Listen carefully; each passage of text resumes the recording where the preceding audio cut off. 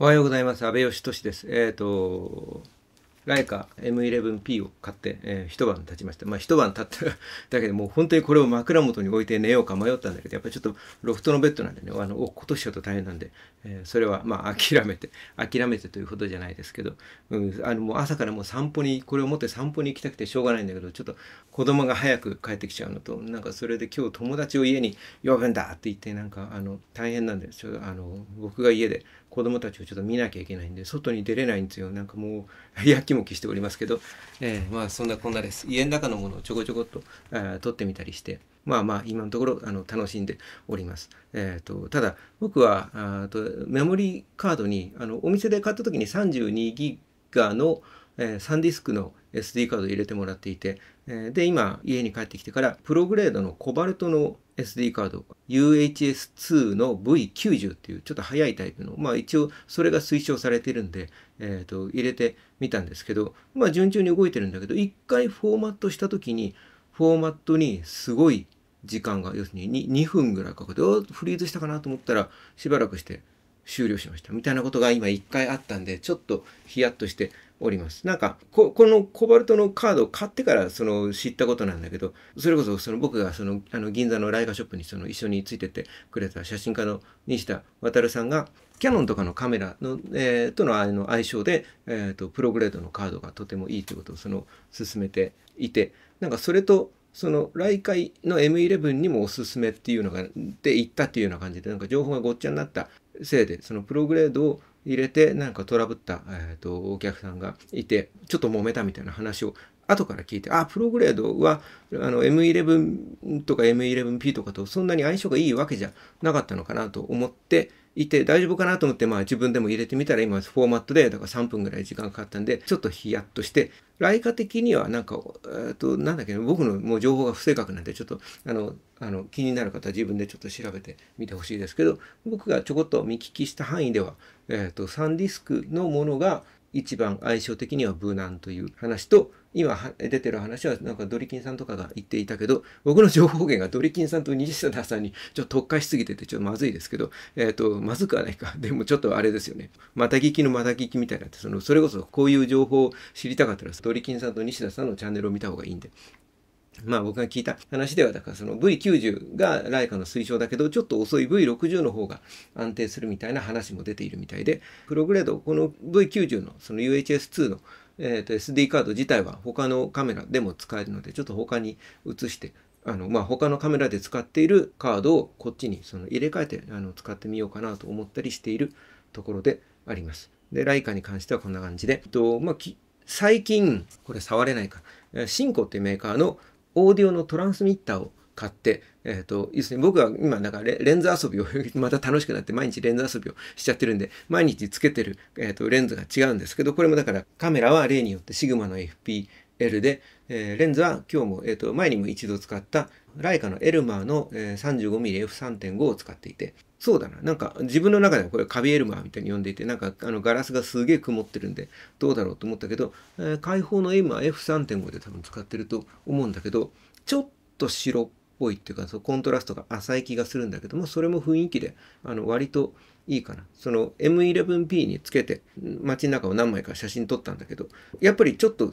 光が入ってくると中で光が乱反射してしまって、そのガラスの白い曇りの部分で光が乱反射してしまって、ちょっとゴーストっていうか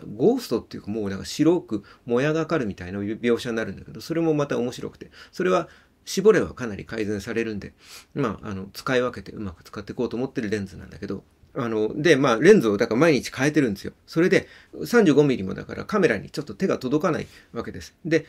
オーディオの配線をこう這わせたりすると、まあ、35mm ぐらいだったらいいんだけど、50mm とかだともう向こう側のテーブルの上に置いて、こっちを向いて喋るみたいなことになるんだけど、そうすると、それ2メートルとか3メートルとかのオーディオケーブルを這わせることになって、マイクは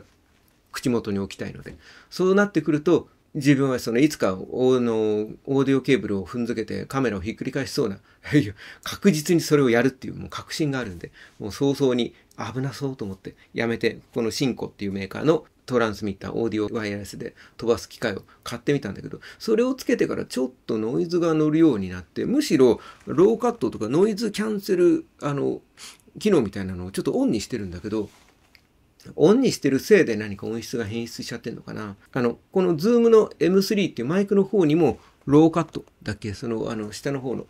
音の帯域をカットする機能がついていたりして、それを、昨日は両方オンにしたら結構サーっという白いノイズが、ホワイトノイズが、白いノイズってなんだ、ホワイトノイズが乗ってしまっていて、ちょっと聞き苦しくて申し訳なかったです。今回はそんな困難があったんで、ちょっとドリキンさんからLINE でダヴィンチリゾルブでオーディオのノイズを分離する方法を教わったんで、ちょっと今日はこれで試してみようと思っています。今回は Zoom のマイクの方のローカットを切って、シンコの、そのノイズキャンセルをオンにして、シグマ FPL の方もゲインをマイナス12とかにして、下の方をちょっと切ってます。で、やっぱり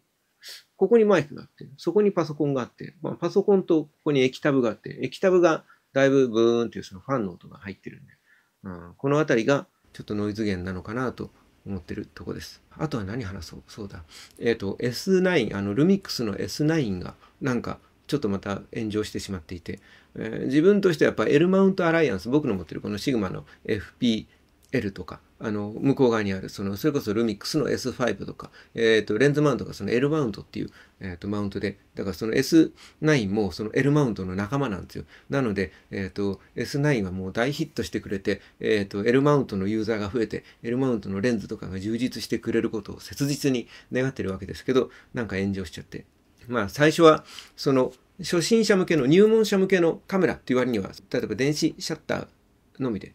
メカシャッターがついてないみたいなことで、メカシャッターっていうのがついてないと、こう、動くものを撮った時とかに、ちょっとこう歪むんですよね。シグマ FPL なんかもメカシャッターだけ、ついてないんで、電車とか撮ったり、子供の運動会とか撮ったら、子供の運動会でカメラをこう動きながら走ってる子供を撮ったら、もう、宇宙にいるのみたいな感じで画面が歪んじゃったりして、やべえみたいになって、言ったことがあったりしたんだけど、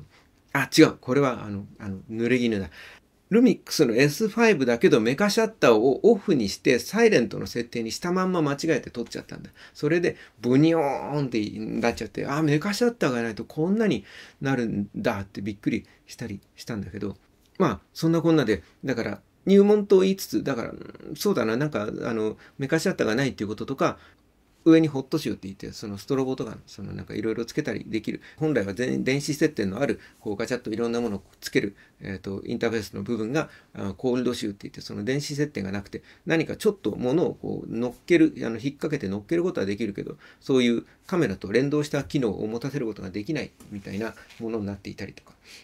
グリップがないとか、だから要するにシグマ FP のシリーズとちょっと似たカメラなんですよね。シグマ FP に関して言うと、入門者っていうよりは、これはもう、シグマ特有の変態さんようこそみたいな、とんがりまくったカメラなんで。で、ファインダーとかも後からつけることもできるし、FP に関しては後からこうガチャガチャとくっつけることでいろんな機能を足していける。ただし本体はギリギリまでいろんなものを削ぎ落としたミニマルなカメラですよっていうようなコンセプトで。だからちょっと全く違う、すごい特殊用途っていうかもう分かっている人に向けて、こう尖ったカメラを作ったという FP と、入門者向けに作ったルミックスの S9 とかはちょっと作り的に似た部分が多かったりして、なのでこれは入門者として合ってるのかみたいな話で一回炎上したんですよ。それはちょっと収束してきたかなと思ったら、広告の、サイトでカメラの広告だから、そのカメラのサンプル写真とか絶対そのカメラで撮った写真だと思うじゃないですか。でそれがストックフォトっていう、だから要するにいわゆるなんか誰でもお金払えば使っていいですよみたいな写真のところから買ってきた写真をパパパッと貼り付けているだけで、そのルミックスの S9 で撮った写真じゃないじゃんこれみたいなことでまた炎上してしまって、それはちょっとなんだろうな、そりゃないんじゃないのって僕もちょっと思ったんだけど、そこからまた情報源が YouTube ばっかりですけど、朝なんとなく動画ちょっとつけたら、面影さんっていう、カメラとかガジェットとかのいろんなレビューとかをやってる YouTuber の方が、広告関係のその仕事をしていたことが今もしてるのかな。どこで、ストックフォトを使うこと自体は非常に、よくあることで、それこそ他のメーカーの広告とかの中にもそれこそ使われてる可能性もあったりして、みたいなところで、一概に攻めきれないみたいな話をされていて、それも一理あるなとも思いつつ、でも、やはり、そのストックフォトはなるべくやはり作例、まあ作例ってもうきちっと目打ってるわけじゃなくて、写真はイメージですみたいな、なんかちゃんと注意書きが入ってたと思うんですけどね。なんとなくパナソニック自体はすげえでっかい会社で、家電のメーカーで、その中の部門、一部門としてまあカメラがまああるみたいなニュアンスなのかな。ちょっと細かい、そうどういう組織編成になってるのか僕詳しくわかんないですけど。なので、なんかこう家電の広告の作り方のイメージで、そのルミックスの S9 も広告をやっちゃったみたいな感じなのかな。なんか実際どうなってるのかわかんなくて。みたいなことと、あともう一つはだから、やっぱカメラ系の海外の YouTuber の人の配信の中で、好意的でないレビューをする人たちを排除しようとするような、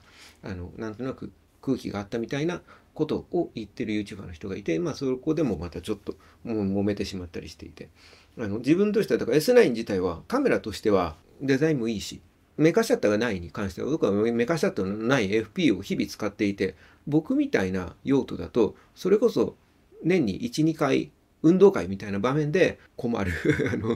無にオンってなっちゃう可能性があったりするんで、まあ困るかなと思うんだけど、あとはだから蛍光灯みたいな、そのライトの状況によってはフリッカーって言って、横の縞模様がいっぱい出ちゃう、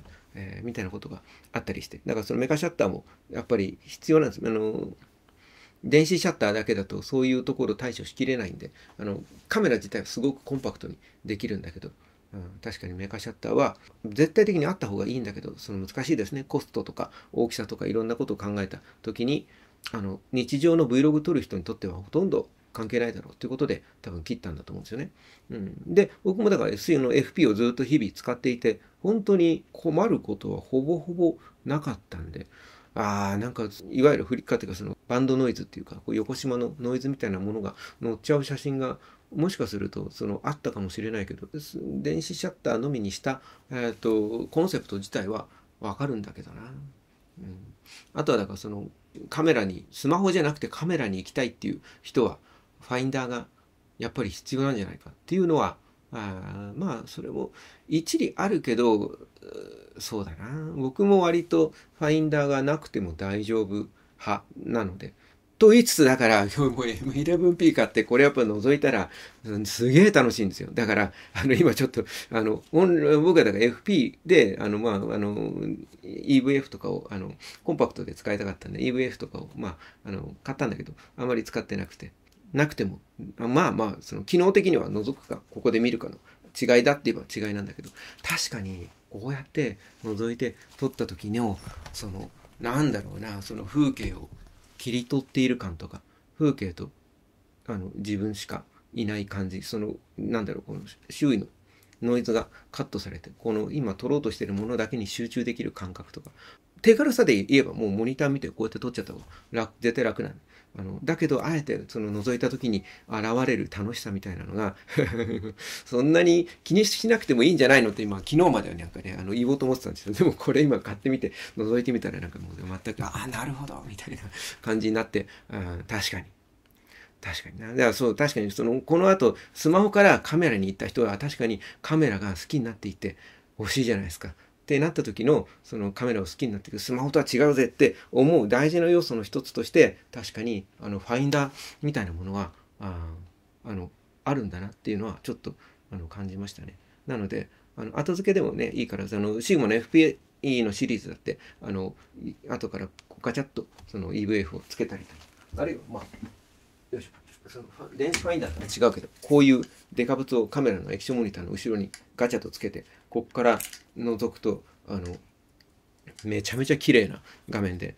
ピント合わせができたりして、これはこれで、これつけたらもはやコンパクトもやったくれもないっていうか、何事だみたいなカメラになりますけど、でも、確かに、撮影体験としては楽しいんですよ。だからカメラ好きになってきた時に、こういうものをつけた時に、楽しいってなるのを、その体験がやっぱり液晶画面で撮るしかないですって言われちゃうとなくなるじゃないですか。だから選択肢としてなんかオプションで後からでもいいから、もう今から大慌てでもいいから出してほしいですね。なんかコールドシューのところにこうなんか丸いレンズのついてる古いカメラにつけるみたいなこうガチャとつけるだけで中にこう35ミリとか50ミリとかよく使う画角の白枠でも入れといたらそんなことじゃダメなのかな。ちょっと僕、詳しくないんで、それじゃダメだって言われるかもしれないけど、なんかそんなようなオールドスタイルみたいな感じのものでもいいから、なんかちょっと出たりすると楽しいかもしれないですね。S9 自体はだから僕自身は、広告とカメラとは、カメラ作ってる人は絶対に、なんていうの、これで撮った作例を、広告も使ってくれよって思いながらカメラを作っていたと思うんですよ。それはそうだと思うんですよね。作っていたカメラ自体にはきっと自信もあったろうし、時間の制約とか、外注に出さざるを得ないみたいなところで、意思疎通がうまくいかなかったりして、なんかそういう、感じになっちゃったのかなと思うんだけど、もったいないですね。なんか、そういう、炎上がほとぼりが冷めて、そこから、売れてってくれるといいですね。富士のカメラが、やっぱり、いわゆる、レトロな、昔ながらのカメラみたいなデザインのラインで、昔ながらのそのカメラが好きな人に向けてのカメラみたいなものを出していたんだけど、値段がどんどん上がっていっちゃって、生産台数を絞って価値を高めていくみたいなブランディングに行ったので、値段がこうぐーっと上がっていっちゃって、そこでそういういわゆる昔っぽいとかデザインのいいおしゃれでも高機能なカメラが欲しいっていう人に向けて、その S9 がドンピシャで、なんか富士で買えないよって言ってる人たちがね、そこにこうグッと流れてきて、S9 いっぱい売れてくれたらいいなと思ってたんですけど、カメラ初心者の人たちは、このカメラおじさんたちがムムムム言ってることなんかあんまり耳に入ってなくて、おしゃれでいいかなみたいにして思って買ってくれたりするかもしれないですけどね。入門用ってことで頑張って20万っていう価格にして、こんなカメラを買ってしまう値段価格のバグってるおじさんたちには、その20万、頑張ったなって思わなくもないんだけど、でもやっぱりちょっと高いですよね。20万だもんね。そうだな。どうにかなんないもんなのかな。レンズのセットのやつとかで、だいぶ、キャンペーンで値段頑張ったりしてるんで、そうだな。なんかカメラ好きな人が増えてくれるといいですね。スマホの、やっぱりカメラの性能がどんどん上がっていって、カメラの未来について、何か、悲観的な面もあると思うんだけど、でも逆に言うと、要するに人類が始まって以来、こんなにたくさんの人が写真を撮ってるなんて今までなかった現象じゃないですか。と、この中の本当に1% でも 2% でも、それこそもうほぼ人類の全員とは言わないけど、でもさ、